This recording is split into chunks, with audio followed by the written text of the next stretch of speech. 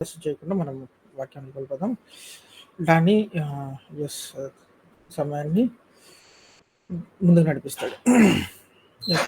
ఎన్నింటి దాకా time? Yes sir అండి, 30 minutes, ఒక 5 minutes ఎడిట్ అయినా ప్రాబ్లం. ఓకే. 6:25 అయింది కాబట్టి 6:55.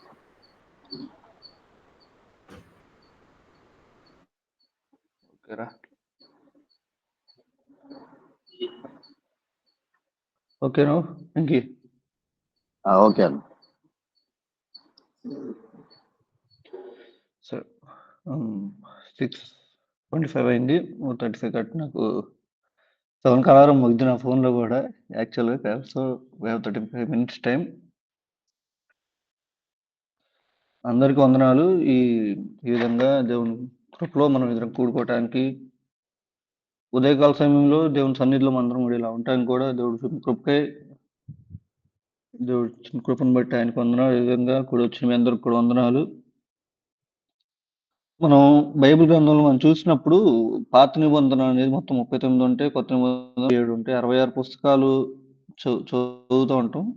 వాటిల్లో మెయిన్గా యేసుక్రీస్తు గురించి తెలుసుకోవడానికి 4 సువార్తలు ఉంటాయి. బైబిల్లో 4 సువార్తలు ఉన్నాయి కదా. వీళ్ళు సామాన్యులు కానీ లేదా చాలా మంది అడుగుతూ ఉంటారు, మనకు తెలియని వాళ్ళు. ఎందుకు అంటే బైబిల్ గురించి అవగాహన ఉన్న వాళ్ళు కూడా కొంతమంది ఏమంటారంటే 4 సువార్తలు ఎందుకు చదవాలి అంటారు. 4 సువార్తలు అనేవి మనం మాట్లాడుకుంటూ వస్తే ఒక మాట, అసలు 4 సువార్తలే ఉన్నాయా, లేకపోతే ఇంకా ఎక్కువ ఉన్నాయా, లేకపోతే ఒకటే తక్కువ ఉన్నాయా అని చెప్పి మనం అఫీషియల్గా ఎన్ని ఉన్నాయని మనం చూసుకున్నట్లయితే బైబిల్లో చూసినప్పుడు మనకి 4 సువార్తలు ఉంటాయి. కానీ చరిత్ర గ్రంథాల్లో ఫస్ట్ సెంచరీ లేకపోతే అంటే మొదటి శతాబ్దం లేదా రెండవ శతాబ్దం చూసినప్పుడు చాలా ఉన్నాయి సువార్తలు. మనం చూసినట్లయితే కనుక మొదటి శతాబ్దంలో ఇంకా ఉన్న సువార్తల గురించి కొన్ని పుస్తకాలు ఉంటాయి చూడండి. అక్కడ మొదటి శతాబ్దంలో వాళ్ళు రాసిన పుస్తకాలు ఏమిటి అంటే, ఇంకా ఫిలిప్ అనే పేరు మీద, తిమోతి అనే పేరు మీద, తోమా, బర్నబా, మరియా, ఇంకా చాలా మంది పేర్లతో ఆ టైంలో క్రైస్తవత్వం స్టార్ట్ అయిన కొత్త టైంలో అప్పుడే యేసుక్రీస్తు చనిపోయిన కొన్ని సంవత్సరాలకి, లేకపోతే మొదటి శతాబ్దం, రెండో శతాబ్దం ఆ టైంలో ఎన్నో సువార్తలు వచ్చినాయి. వాటిలో కొన్ని ఏమో ఆయన శిష్యులు ఎవరైతే 12 మంది శిష్యులు ఉన్నారో వాళ్ళ కింద ఉన్న వాళ్ళు రాశారు కొంతమంది. ఇంకొన్ని వచ్చేసి ఇంకా వాళ్ళకంటే కింద ఉన్నవాళ్ళు కూడా, వాళ్ళ తర్వాత వాళ్ళు ఉంటారు. ఇప్పుడు పౌలు గారు యేసుక్రీస్తు తర్వాత వచ్చిన అపోస్తలులో ఒకళ్ళు పౌలు గారు. ఆయన తర్వాత వెంటనే ఆయన కింద ఉన్నవాళ్ళు ఎవరంటే తర్వాత మనకి తిమోతి ఉంటాడు. వెంటనే తిమోతి, తీతు వీళ్ళంతా కూడా పౌలు తర్వాత ఫాలోవర్స్ లాగా ఉంటారు. అట్లాంటి వాళ్ళు రాసిన గాస్పల్స్ కూడా ఉన్నాయి, సువార్తలు కూడా ఉన్నాయి. అట్లాగా ఎన్నో సువార్తలు అనేవి ఆ టైంలో రాయబడినాయి. కానీ మనకి బైబిల్లో 4 సువార్తలే ఎందుకు పెట్టారంటే, ఆ 4 సువార్తలు కూడా ఈ విధంగా ఇక్కడ మనం చెప్పుకుంటున్న విధంగా ఏదైతే ఉందో ఇక్కడ కెనాన్ సిటీ అంటారు. అంటే పరీక్ష చేసి వాటిని కెనాన్ అనేది ఒక కౌన్సిల్ లాగా. ఇప్పుడు మనం చూసినట్లయితే కనుక బుక్స్ కానీ ఏదైనా కానీ గవర్నమెంట్ ఏదైనా రూల్ తేవాలన్నప్పుడు అందరూ కలిసి కూర్చొని ఒకచోట కూర్చొని చదివి వాటి గురించి డిస్కషన్ చేసిన తర్వాత ఓకే దీన్ని తేవచ్చు, ఇది వద్దు అని చెప్పి మాట్లాడుకుంటారు. ఎట్లయితే అదేవిధంగా ఈ సువార్తల గురించి కూడా మాట్లాడుతూ ఈ 4 పాయింట్స్ నేను ఇక్కడ స్క్రీన్ చూపిస్తున్నాను. ఒకసారి నేను ఫోన్లో చూసే వాళ్ళకి కూడా అర్థమయ్యేటట్టు ఫాంట్స్ పెద్దదే పెట్టి చూపిస్తున్నాను, చూడండి. 4 పాయింట్స్ అనేవి, 4 క్రైటీరియా అనేది వాళ్ళు చూస్తూ ఉన్నారు. ఏమిటి అంటే అపోస్తలిక్ ఆరిజిన్, అంటే రాసిన సువార్త అనేది ఎవరైతే ఉన్నారో అపోస్తులుడైన అవ్వాలి, లేకపోతే అపోస్తుల యొక్క శిష్యుడై ఉండాలి అని చెప్పి చెప్పారు. ఇప్పుడు మనం చూస్తే కనుక బర్నబా అపోస్తులుడు కాదు. తర్వాత మిగతా వాళ్ళందరూ కూడా ఈ పైన పేర్కొన్న పేర్లు అందరూ కూడా వాళ్ళు అపోస్తులు ఉన్నారు. కానీ వాళ్ళంతా కూడా వాళ్ళు అసలైన యేసుక్రీస్తు శిష్యులు కాదు. వాళ్ళు ఆ పేర్ల మీద ఇంకా ఆ టైంలో ఇంకా చాలా మంది ఉన్నారు, వాళ్ళు రాశారు అదే పేరు పెట్టుకొని. అట్లాగా ఫస్ట్ పాయింట్ మనం చూసినట్టుగా అపోస్తలిక్ ఆరిజిన్ అంటే యేసుక్రీస్తుకి ఆయన వెంట తిరిగిన వాళ్ళు, లేదంటే యేసుక్రీస్తు వెంట తిరిగిన వాళ్ళతో పాటు ఉన్నవాళ్ళు. అట్లాగా. అట్లాంటి వాళ్ళ పుస్తకాల్ని తీసుకుంటూ చూసారు. అట్లాగా మనం చూసినప్పుడు ఆహ్, మత్తయి అంటే యేసుక్రీస్తు శిష్యుడు. యోహాను యేసుక్రీస్తు శిష్యుడు. తర్వాత లూకా, మార్క్ 2 అండ్ 3 వీళ్ళిద్దరూ వచ్చేసి పేతురుతో పాటు ఉన్నవాళ్ళు. ఒకళ్ళేమో ఆయన ఫస్ట్ బర్నబా దగ్గరుంటాడు. తర్వాత మళ్ళీ పేతురు చెప్పిన మాటలు విని ఆయన రాసాడని జెప్పి ఉంటది. మార్కు సువార్త గురించి.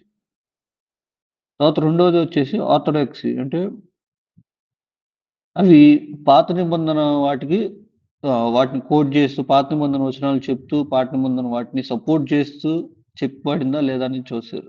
రెండోదిగా. ఇంకా మనం చెప్పాలంటే గనక క్లియర్‌గా చెప్పుకోవాలంటే పాత నిబంధన వచనాల్ని చూపిస్తూ, పాత నిబంధన వచనాలు ఇవి ఉన్నాయి. వాటిని బట్టి ఇదిగోండి ఇది ఈ సువార్త వాళ్ళు రాసారని చెప్తారన్నట్లు గూడా ఉండదు. అది మనం చూస్తే మత్తయి సువార్తలో 2వ అధ్యాయంలో వెంటనే 2:5లో ఒక మాట ఉంటది. అక్కడ యేసుక్రీస్తు యొక్క ఉంటది ఇక్కడ. మీకా గ్రంథంలో తీసుకొచ్చి అక్కడ చెప్తారు 2:5లో. తర్వాత 4 అధ్యాయంలో ఉంటాయి, 3 అధ్యాయంలో ఉంటాయి. తర్వాత అట్లాగే ప్రతి గ్రంథంలో గూడా, ప్రతి సువార్తలో గూడా పాత నిబంధన వచనాలు, ప్రవచనాలను తీసుకొచ్చి చూపిస్తా ఉన్నారు. అట్లా తెచ్చిన తెచ్చినయి వాటిని యాక్సెప్ట్ చేశారు.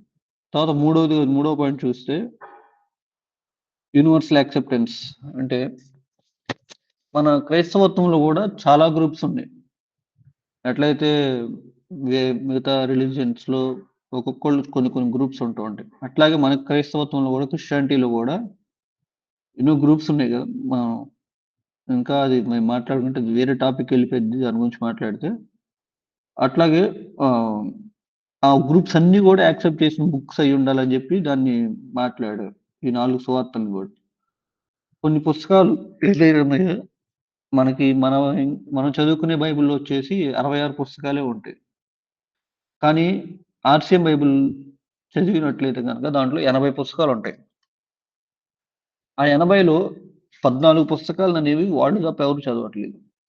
మిగతా గ్రూప్స్ ఏవి కూడా ఆ 14 పుస్తకాలు చదవవు. ఓన్లీ అపోక్రిఫా అని చెప్పి ఉంటాయి 14 పుస్తకాలు. ఆ అపోక్రిఫాని ఆర్‌సీఎం వాళ్ళు మాత్రమే చదువుతారు. వాళ్ళ బైబిల్ 80 పుస్తకాలుంటాయి దాంట్లో. అట్లాగా కాకుండా ఎవరైతే ఆర్‌సీఎం వాళ్ళు కొన్ని బుక్స్ తీసుకొని వాళ్ళు చదవటం అట్లా గాకుండా అందరూ గూడా మిగతా గ్రూప్స్ అన్నీ ఏవైతే ఉన్నాయో అన్ని గ్రూప్స్ యాక్సెప్ట్ చేసిన బుక్స్‌ని మాత్రమే 4 సువార్తలుగా వాళ్ళు తీసుకున్నారు. తర్వాత లాస్ట్‌ది చూసుకున్నట్టయితే ఫోర్త్‌ది లిటర్జికల్ యూజ్ అంటే must be used by early church. ఎవరైతే మొదటి సంఘం ఉందో ప్రారంభ సంఘం ఏదైతే ఉందో ఆ సంఘంలో వాళ్ళు వాడిన సువార్తల్ని మాట్లాడారిక్కడ. అంటే మొదటి శతాబ్దం, రెండో శతాబ్దం వాళ్ళు ఆ సువార్తలు ఎప్పుడైతే రాయబడి మొదటి శతాబ్దం లోపే మొత్తం గూడా 90వ సంవత్సరం, 90 సంవత్సరం లోపు 4 సువార్తలు రాయబడినియి. యోహాను సువార్త లాస్ట్ సువార్త యోహాను సువార్త రాయబడింది. ఆ 4 సువార్తలు ఏవైతే ఉన్నాయో వాటన్నిటిని గూడా అప్పుడున్న చర్చ్ వాళ్ళు అంటే యోహాను శిష్యులు గానివ్వండి, లేతే పేతురు శిష్యులు గానివ్వండి, లేతే అట్లాంటి ఎవరైతే ఉన్నారో వాళ్ళందరూ గూడా రాసిన సువార్తల్ని వాళ్ళందరూ గూడా వాడిన వాటినే ఈ ఇక్కడ మనకి కెనాన్ సిటీలో వాళ్ళు యాక్సెప్ట్ చేశారు. ఆ విధంగా చూసుకున్నప్పుడు ఏవైతే మిగతా సువార్తలు చాలా వరకు ఉన్నాయో ఆ సువార్తలన్నిటిని గూడా వాళ్ళు తీసేసి ఇవన్నీ గాదు ఓన్లీ 4 మాత్రమే మనం ఏవైతే పెట్టుకున్నామో దేవుని ప్రేరేపణ బట్టి ఈ పాయింట్స్ ఏవైతే తీసుకున్నామో ఆ 4టిని మీట్ అయినవి అంటారు. మనం పెట్టుకున్న కండిషన్స్‌ని మీట్ అయినవి ఇవే అని జెప్పి అన్నట్లుగా ఆ 4 సువార్తలని వాళ్ళు మనకి తీసుకొచ్చారు బయటకి ఫైనల్‌గా. తర్వాత చూసినట్టయితే మనం బైబిల్‌లో చూసుకున్నప్పుడు ఆ 4టిని గురించి మాట్లాడుతూ అసలు ఆ 4 సువార్తలని మనం ఎందుకు చదవాలన్నప్పుడు 4 సువార్తల్లో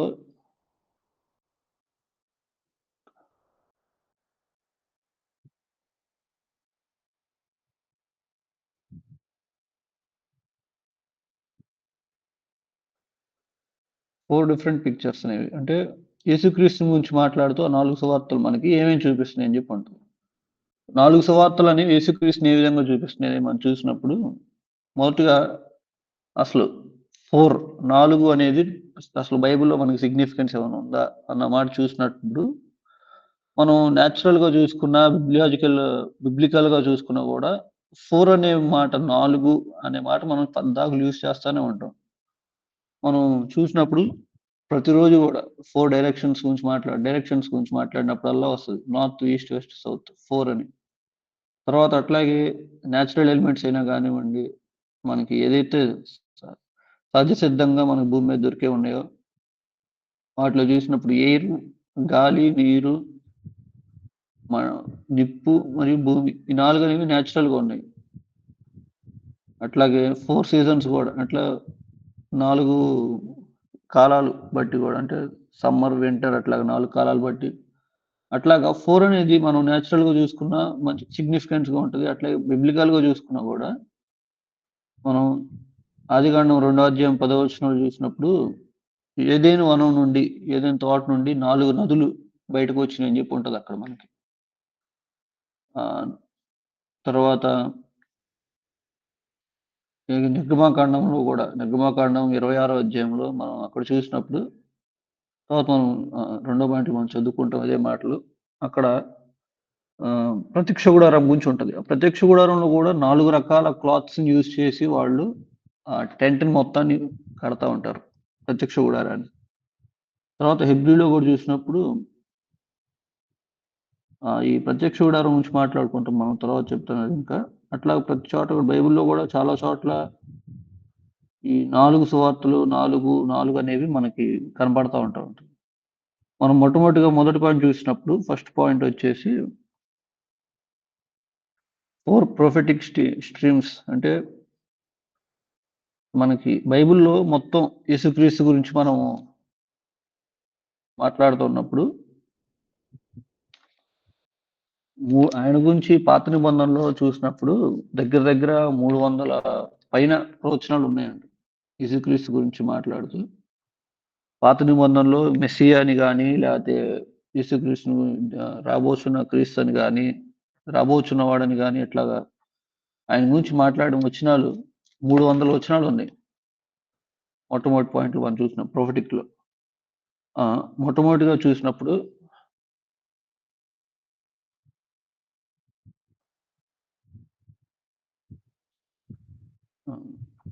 ఫస్ట్ పాయింట్ వచ్చేసి జకర్యా గ్రంథం 9వ అధ్యాయం 9వ వచనం చూడండి. ఫస్ట్‌ది వచ్చేసి జకర్యా గ్రంథం 9:9లో నేను చదువుతున్నాను చూడండి ఒకసారి. ఓకే. Thank you. సియోను నివాసులారా బహుగా సంతోషించుడి. ఇక్కడ మనం చూసినప్పుడు నీ రాజు నీతిపరుడు అని చెప్పి మనం మిడిల్‌లో ఉంటది ఆ మాట. ద కింగ్ కమ్ అంటూ థీ అని. ఇక్కడ చూస్తే మనం జకర్యా గ్రంథంలో ఈ మాట మనం చదివినప్పుడు ఇక్కడ కింగ్ అనే మాట మనం చూస్తూ ఉంటాం.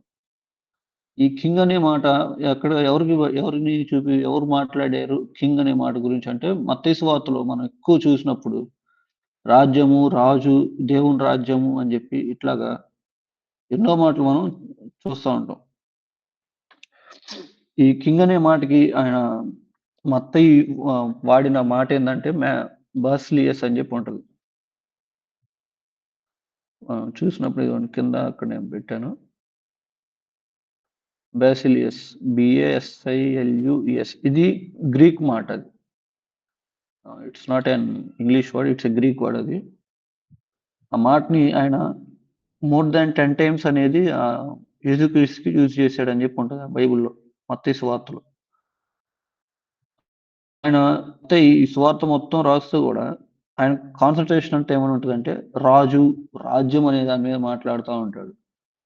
ఆయన చెప్తా గూడా మనం బైబిల్‌లో చాలా వచ్చిన 21 అధ్యాయాలు 21 ఆ టైం ఆ ఏరియాలో చదివినప్పుడు పరలోక రాజ్యం గురించిన ఎన్నో ఉపమానాలు గూడా మనం చదువుతా ఉంటాం అక్కడ చూస్తా ఉంటాం.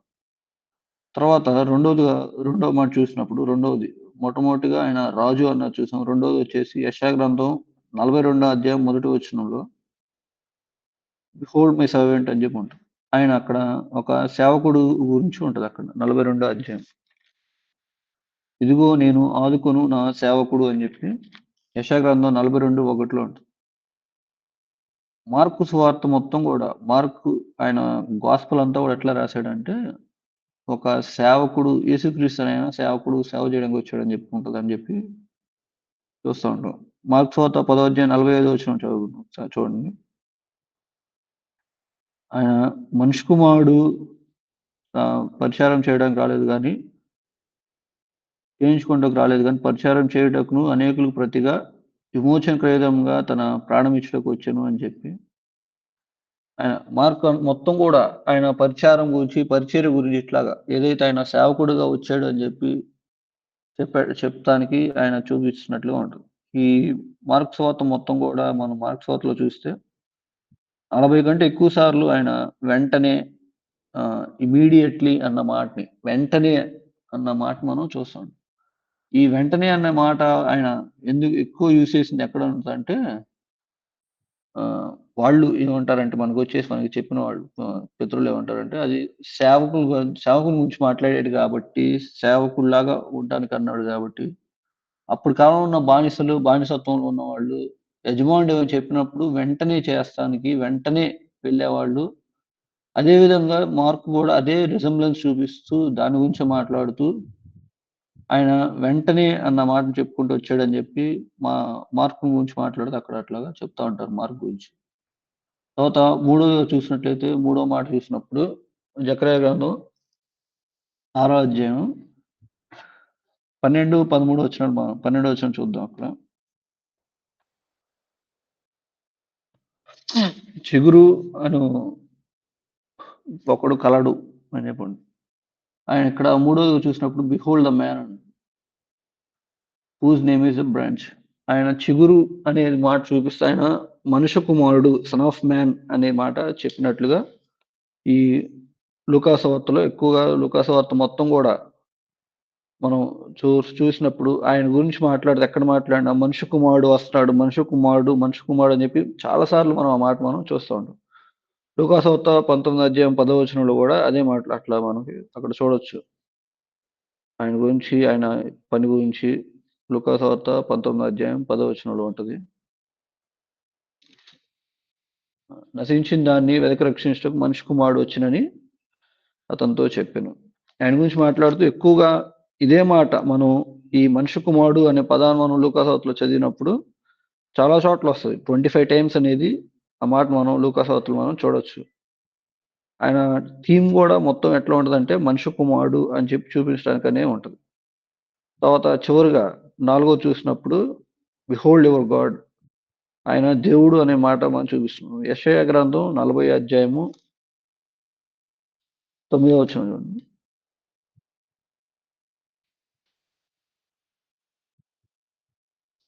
ఇదిగో మీ దేవుడు అని యూదా పట్టణములకు ప్రకటించుము. ఆయన గురించి మాట్లాడుతూ ఇదంతా కూడా say to cities of JUDA behold your God. ఆయన యోహాను సువార్త మొత్తం కూడా ఎట్లా ఉంటుందంటే ఆయన దేవుని కుమారుడు, ఆయన దేవుని ద్వారా పంపబడినవాడు, దేవుడు ఆయన పంపించాడు అని చెప్పి మాట్లాడుతున్నట్లుగా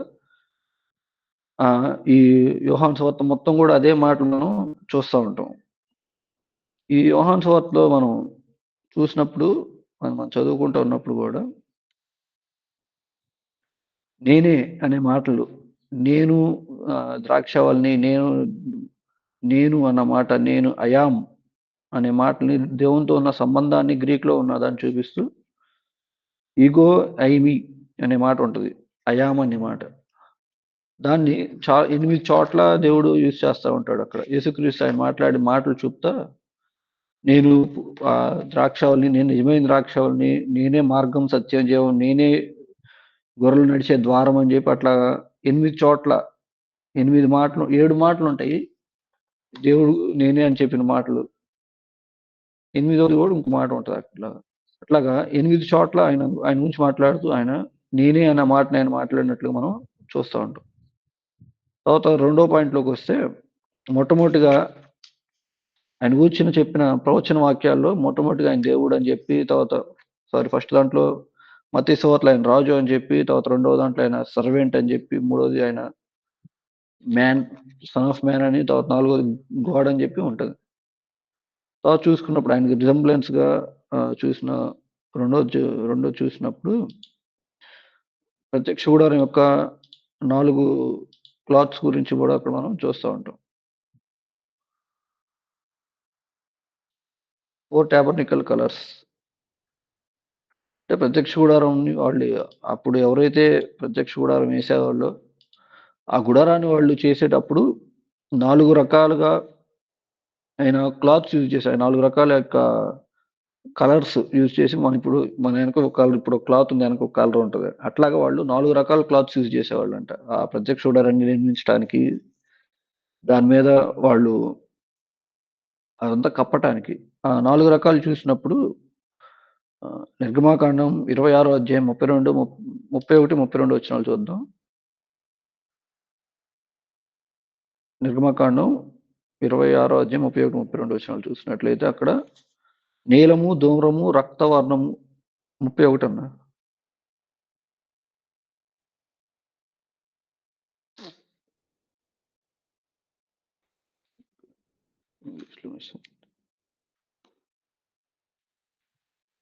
సారీ 26, సారీ అన్న, 26, సారీ, నాట్ 36, 26 చాప్టర్ 31 and 32. మరియు నీవు నీల, ధూమ్ర, రక్తవర్ణములు గల ఒక అడ్డతెరను పేనిన సన్ననారతో చేయించవలను.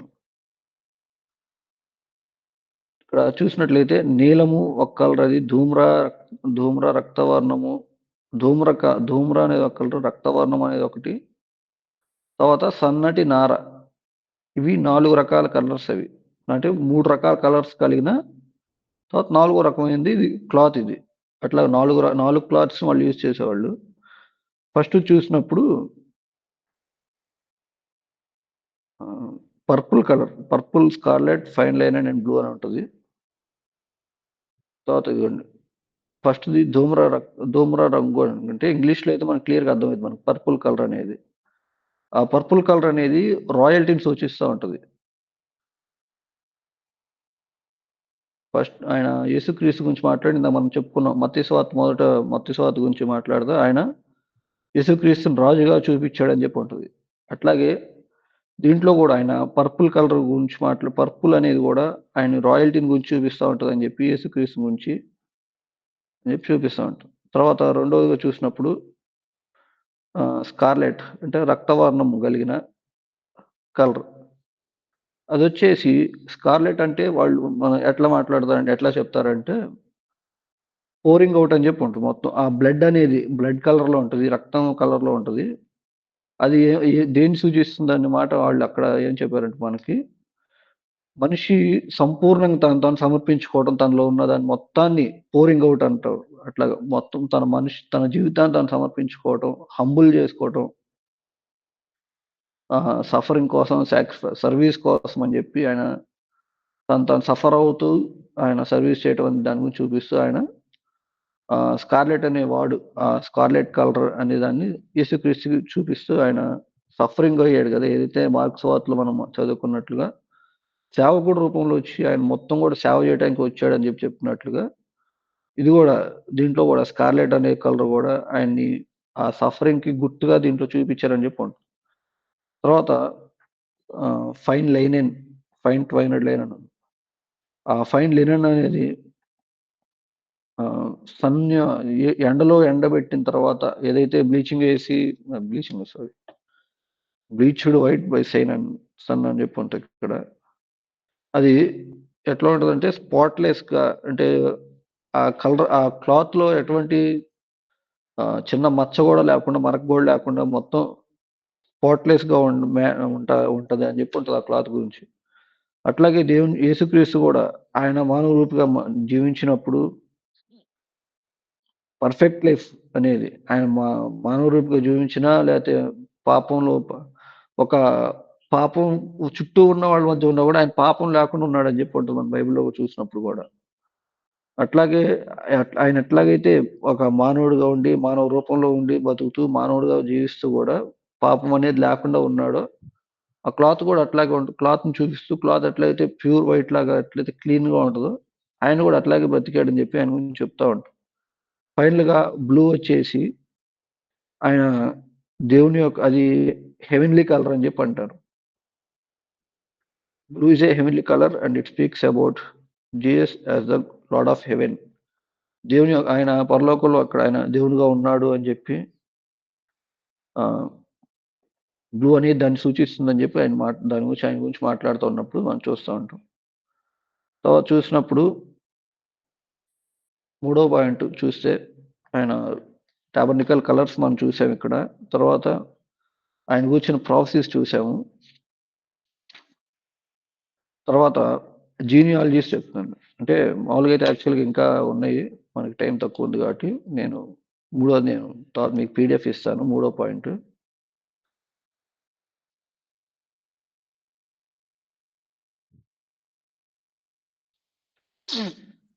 తర్వాత చూసినప్పుడు మనం జీనియాలజీస్ ఉంటాయి. అంటే ఏదైతే అక్కడ మనకి మత్తయి సువార్త 1వ అధ్యాయం 1వ వచనంలో ఉన్నాయో వంశావళి, ఆ వంశావళిల గురించి మనం మాట్లాడుకుందాం. మనకి టైం ముందుకెళ్ళిపోదాం. అంతా కూడా కొంచెం ఇంకా పాయింట్స్ ఉన్నాయి కాబట్టి మనకి తక్కువే ఉంటాయేమో.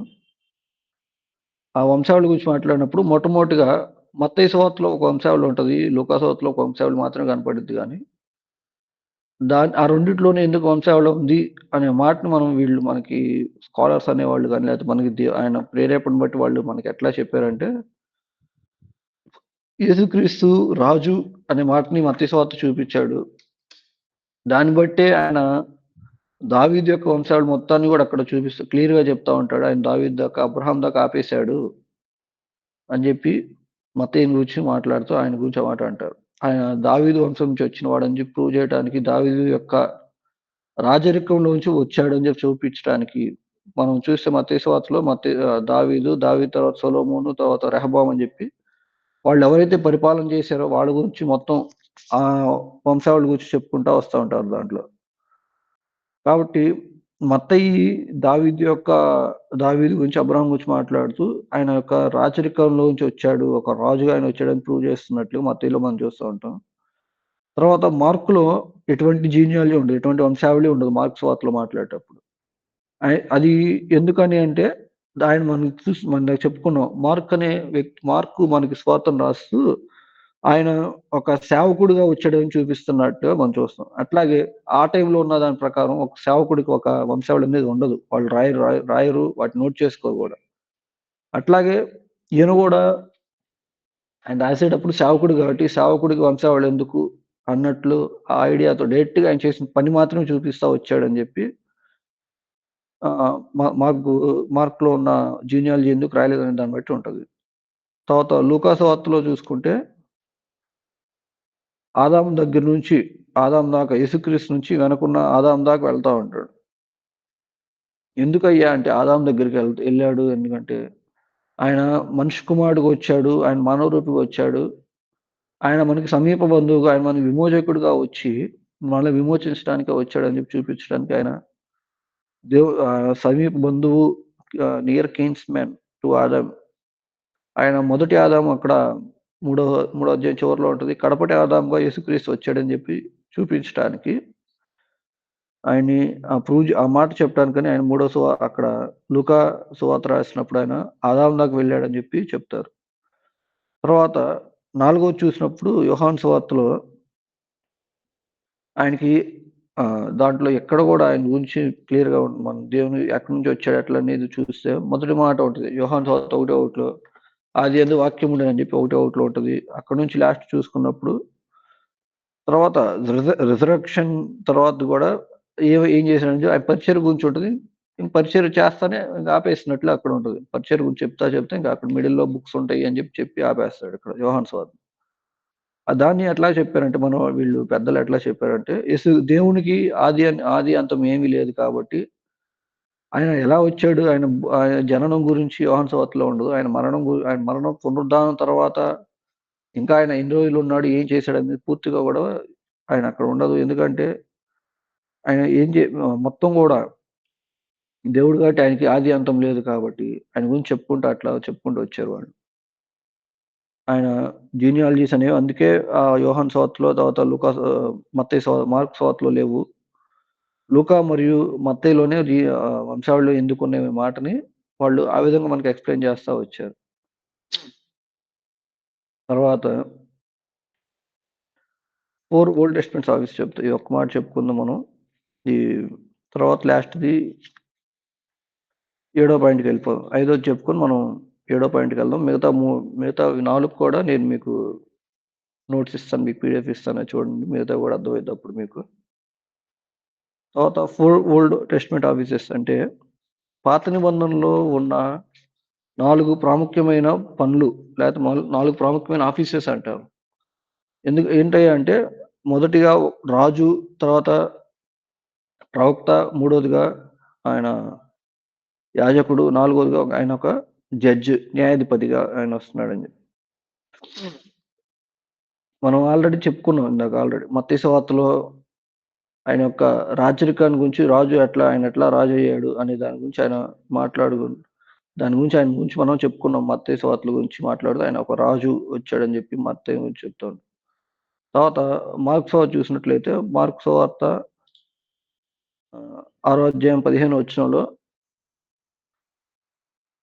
మార్కు 6:15లో ఆయన ప్రవక్త అని చెప్పి యేసుక్రీస్తుని ప్రవక్తగా అక్కడ ఉన్న వాళ్ళంతా కూడా ఒప్పుకున్నారు. ఆయన గురించి మాట్లాడుతున్నట్లుగా అక్కడ మనం ఆ మాటలు మార్కు సువార్త 6వ అధ్యాయం 15లో కూడా మనం చూడొచ్చు. ఈయన ప్రవక్త అని చెప్పి ప్రవక్తల్లో ఒకడు వలే ఉన్నాడని చెప్పుకుంటున్నారని చెప్పి ప్రజలందరి గురించి ఆయన గురించి చెప్తా ఉంటారు అక్కడ. యేసుక్రీస్తు గురించి మాట్లాడితే ఆయన ప్రవక్తగా ఆయన ఉన్నాడని చెప్పి ఉంటుంది. తర్వాత రెండోది చూసినప్పుడు మూడవదిగా ఆయన లూకా సువార్త 5వ అధ్యాయం 20 నుండి 24 వచనాల్లో లూకా 20 నుండి 24 చూసినాం. ఓకే. పాపాలు క్షమించబడినవి అని చెప్పి దీని గురించి ఈ మాట అనేది అప్పుడు చెప్పబడింది అనేది మనం చూస్తే కనుక ఆయన్ని యాజకుడు అనే మాట ఎందుకు అంటున్నారు అనేది ఇక్కడ ఈ మాటలు మనం చూడొచ్చు. ఈయన గురించి మాట్లాడుతూ ఇక్కడ పాత నిబంధన కాలంలో ఎప్పుడైతే యేసుక్రీస్తు జన్మించిన తర్వాత ఆయన జన్మించక ముందు అప్పుడు మోషే దగ్గర నుండి కూడా ఎట్లా ఉంటుందంటే ఒక బలి అర్పించిన తర్వాత వెంటనే అక్కడున్న యాజకుడు ఆయన ఏమంటాడంటే ఓకే, నువ్వు ఈ ఆఫరింగ్ ఇచ్చి ఈ బలి అర్పించావు కాబట్టి నువ్వు ఏదైతే పాపం చేసావో ఆ పాపం క్షమించబడిపోయింది అని చెప్పి చెప్తాడు ఆయన ఆ బలి అర్పణ మీద. అట్లాగే యేసుక్రీస్తు కూడా మనందరి కోసం వచ్చి ఆయన ఒక హై ప్రీస్ట్‌గా ప్రధాన యాజకుడిగా వచ్చి మనందరి పాపాలు క్షమించబడినాయి అని చెప్పి చెప్పడానికి ఆయన వచ్చాడు. మన పాపాలను ఆయన క్షమించడానికి వచ్చాడని చెప్పి చెప్పడానికి ఆయన గురించి చెప్తూ ఈ మాటని ఆయన ముందుగా చెప్పిన ఆ టైంలో ఆయన ఎవరినైతే ఒక ఆయన్ని ఆ ఎవరైతే పక్షవాతం కలిగిన ఆయన వచ్చి ఆయన స్వస్థపరుస్తాడో ఆయన గురించి మాట్లాడుతూ ఆ మాట అక్కడ చెప్తా ఉంటాడు యేసుక్రీస్తు ఇక్కడ. అట్లాగా ఆయన్ని ఎందుకు యాజకుడు అని చెప్పి అన్నారయ్యా అంటే ప్రధాన యాజకుడిగా ఎవరైతే పాత నిబంధన కాలం ధర్మశాస్త్ర కాలం అంతా కూడా ప్రధాన యాజకుడు బలి అర్పించగానే నీ పాపాలు క్షమించబడి అని చెప్తాడు. అదేవిధంగా యేసుక్రీస్తు కూడా అట్లాగే చెప్పాడని చెప్పి ఇక్కడ మనం చెప్తున్నట్లు మనం చూస్తాం. తర్వాత నాలుగోదిగా యోహాను సువార్త 5వ అధ్యాయం 23వ వచనం చూడండి. ఆయన తీర్పు తీర్చడానికి సర్వాధికారము కుమారునికి అప్పగించి ఉన్నాడు అని చెప్పండి. ఆయన జడ్జిగా ఒక దేవుని కుమారుడుగా ఆయనకి అధికారం అనేది తీర్పు తీర్చడానికి సర్వాధికారం ఇచ్చాడని చెప్పి యేసుక్రీస్తు గురించి యోహాను సువార్తలో ఆయన ఒక జడ్జిగా కూడా చూపిస్తా వచ్చాడు. పాత నిబంధనలో ఈ 4 అనేవి ప్రాముఖ్యమైనవి.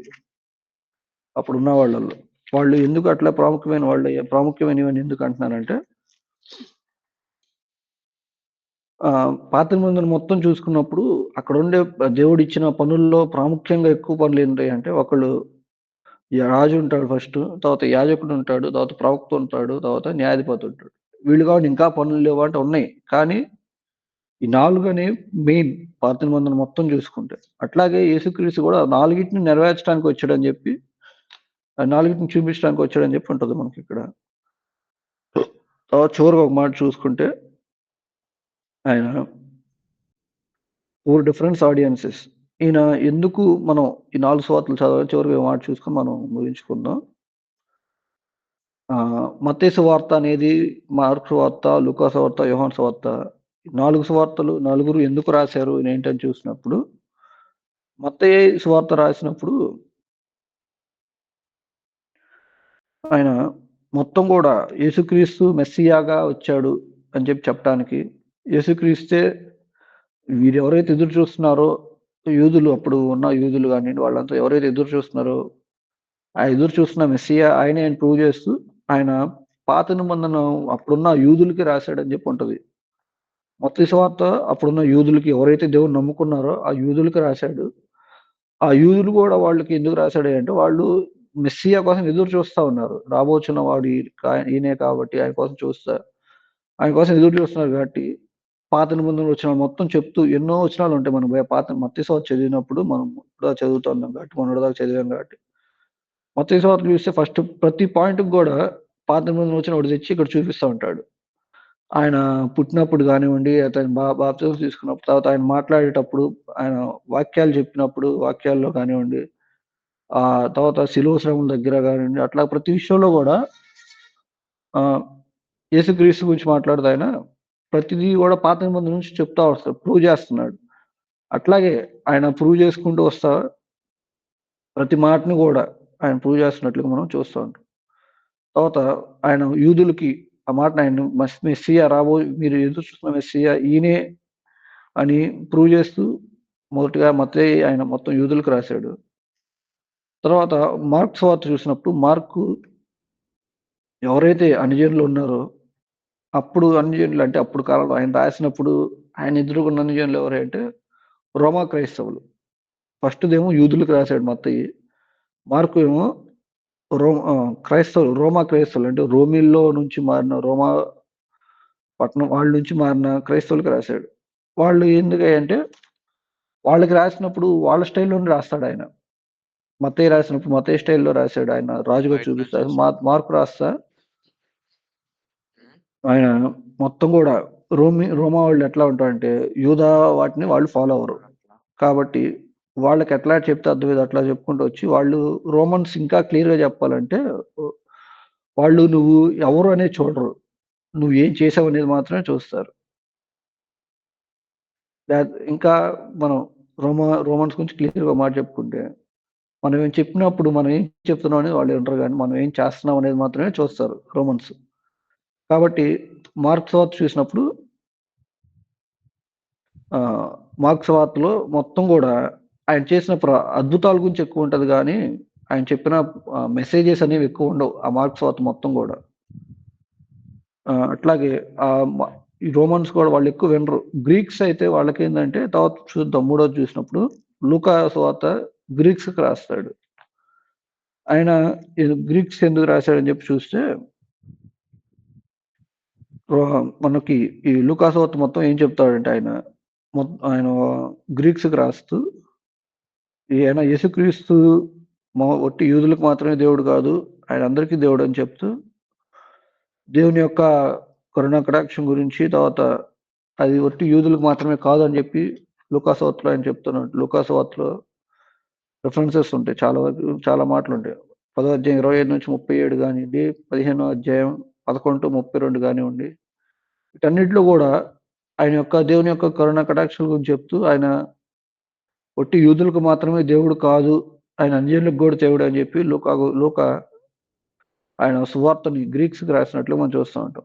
ఈ లూకా సువార్తలో ఎక్కువ గూడా ఆయన చేసిన అద్భుతాలుంటాయి. ఆయన చెప్పిన మెసేజెస్ కూడా ఉంటాయి. 2 ఉంటాయి లూకా సువార్తలో. గ్రీక్స్ ఎలాంటి వారంటే వారికి చదవటం అంటే చాలా ఇష్టం. మనం చూస్తే గనక ఫిలాసఫర్స్ ఎక్కువ మంది గూడా గ్రీక్సే ఉంటారు. కాబట్టి ఆయన లూకా గూడా ఆయన సువార్త రాస్తూ ఆ గ్రీక్స్‌కి ఏ విధంగా చెప్తే అర్థమయ్యేదో ఆ విధంగా చెప్పుకుంటూ వచ్చాడని చెప్పి లూకా సువార్త గురించి ఉంటది. చివరగా యోహాను సువార్త చూస్తే యోహాను దేవుని యొక్క ప్రేమ గురించి చెప్పాడు ఎక్కువ. ఆయన ప్రాముఖ్యంగా దేని గురించి చెప్పుకుంటూ వచ్చాడంటే యోహాను సువార్త మొత్తం గూడా ఆయన దేవుని యొక్క ప్రేమని ఎక్స్‌ప్లెయిన్ చేసుకుంటూ దేవుడు ఏమై ఉన్నాడు అనే దాన్ని చెప్పుకుంటూ వచ్చాడని చెప్పి ఉంటది. ఈ యోహాను సువార్త మొత్తం ప్రాముఖ్యంగా యోహాను సువార్త అంతా గూడా దేవుని ప్రేమ గురించి దేవుడు ఏమై ఉన్నాడని చెప్తా వస్తా ఉంటాడు. మనం చూసినప్పుడు ఎవాంజెలిజం ఎవరైతే సువార్త చెప్తానికి బయటికి వెళ్తా ఉంటారో వాళ్ళు ఎక్కువగా ఇచ్చే బుక్ ఏదంటే ఎవరికైనా గాని పంచే బుక్ ఏదైనా ఉందంటే యోహాను సువార్తే ఇస్తారు ఫస్ట్. ఎందుకంటే అందులో దేవుని ప్రేమ గురించి ఉంది. దేవుడు ఏ విధంగా ఆయనొచ్చాడు, ఎందుకొచ్చాడు మన కోసం, ఆయన మనల్ని రక్షించడానికి వచ్చాడని చెప్పి ఆయన వచ్చినట్లుగా మనం చూస్తా ఉంటాం. ఈ 4 సువార్తలు కూడా ఎందుకు చదవాలి అనే మాట మనం ఒక మాట చదువుకొని మనం ముగించుకుందాం. మంచి అది ఒకటి చూసుకొని మనం సామాన్యంగా మానవులు మనం ఎట్లాంటి వాళ్ళం అంటే ఏదో ఒకళ్ళు చెప్తే వినే రకం కాదు. ఏదైనా ఒక విషయాన్ని గురించి మనం మాట్లాడుకుంటున్నప్పుడు ఒకళ్ళ ఒపీనియన్ తీసుకొని లేదా ఒకళ్ళ మాట చెప్పిన దాన్ని బట్టి ఒకళ్ళు చెప్పారు కదా చాలు అని పక్కకెళ్ళే వాళ్ళు చాలా తక్కువ నాకు తెలిసి. ఏదైనా ఏ పనైనా గానియండి. ఒక సెకండ్ ఒపీనియన్ అడుగుతా ఉంటారు ప్రతిదానికి. మనం వేరే వాళ్ళని అడిగినప్పుడు కూడా మనమే అంటాం ఒక్కోసారి. వేరే వాళ్ళని నువ్వు అడిగి చూసావా? సెకండ్ ఒపీనియన్ అడిగి చూసావా? అని చెప్పి అంటాం.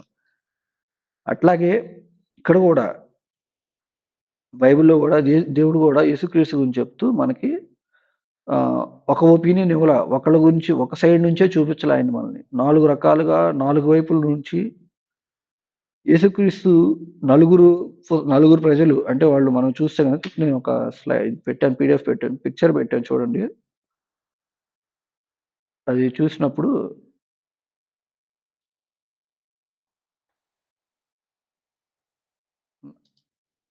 నీది ప్రెజెంటేషన్ ఆపితే ఇది ఫుల్ వస్తదేమో అన్నారు ఒకసారి. బైబిల్ అంటే వర్స్‌ని ఇంక చూపించాను కదా! ప్రెజెంటేషన్ ఆఫ్ క్రిస్టియన్ లేకపోతే ఇది ఓకే. పిక్చర్ అది ఫుల్‌గా వస్తది అనుకుంటున్నాను. కనపడుతుంది అనుకుంటున్నాను. ఈ దాంట్లో చూసినప్పుడు మనం 9వ పాయింట్‌లో చూస్తే వాళ్ళు 4 రకాల వ్యక్తులు వాళ్ళు.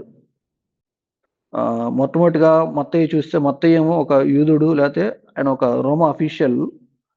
తర్వాత రెండోదిగా మార్కు వచ్చేసి ఆయన ఒక సేవకుడు. అంటే ఒక పేతురుతో పాటు తిరిగిన సేవకుడాయన. తర్వాత మూడోదిగా లూకా చూస్తే గనక ఆయన ఒక ఫిజీషియన్. అంటే మనకి ఏదైతే వైద్యుడు అని చెప్పి ఉంటది లూకా గురించి మాట్లాడుతూ. తర్వాత నాలుగోదిగా యోహాను గురించి చూసినప్పుడు యోహాను దేవునికి ఇష్టమైన శిష్యుడు, ఆయన ప్రియమైన శిష్యుడు అని చెప్పి చాలా సార్లు ఆ మాట ఉంటది మనం చూసినప్పుడు. అట్లాగా 4 రకాల వ్యూస్ నలుగురు ఒకే రకమైన వ్యూ ఇవ్వాల మనకి. మనం చూసినప్పుడు ఈ పిక్చర్‌లో మొత్తం కూడా మనం చదివినప్పుడు ఫస్ట్ నుంచి మనం చెప్పుకుంటూ వచ్చాము. ఒకళ్ళేమో రాజు అనేదాన్ని చూపించుకుంటారు. ఒకళ్ళేమో సేవకుడు అనే మనిషి. తర్వాత సేవకుడు అని చెప్పారు మార్కు. మూడోదిగా లూకా వచ్చేసి ఆయన మనుష్య కుమారుడు అని చెప్పాడు. తర్వాత యోహాను దేవుని కుమారుడు అని చూపిస్తూ అట్లాగా 4 రకాలుగా ఆయన గురించి చూపిస్తా వచ్చారు కాబట్టి యేసుక్రీస్తు ఎందుకు మనకి 4 సువార్తలు ఇచ్చాడయ్యా అంటే మీరేదో ఒక రకంగా చూసి ఒక మాట చూసి ఆయన యేసుక్రీస్తు ఇంతే అనుకుంటారేమో కాదు. ఆయన ఈ విధంగా ఉన్నాడని చెప్పి 4 రకాలుగా ఆయన మనకి చూపిస్తా వచ్చాడని చెప్పి ఈ 4 సువార్తలను బట్టి కూడా మనకు అర్థమవుతా ఉంటది. మనం ఎందుకు 4 సువార్తలు చదవాలంటే ఆయన్ని పూర్తిగా అర్థం చేసుకోవడానికి అన్ని రకాలుగా, అన్ని విధాలుగా ఆయన్ని అర్థం చేసుకోవాలంటే మనకి 4 సువార్తలు కావాలి అని చెప్పి దేవుడు మనకి 4 సువార్తలు ఇచ్చాడని చెప్పి మనం ఈ చిన్న నోట్స్ ద్వారా మనం తెలుసుకోవచ్చు. చిన్న మాటలు దేవుడు దీవించునుగాక.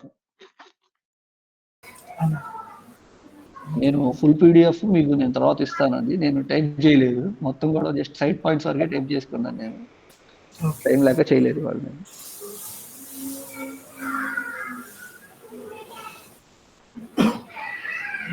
మంచి విషయాలు మనం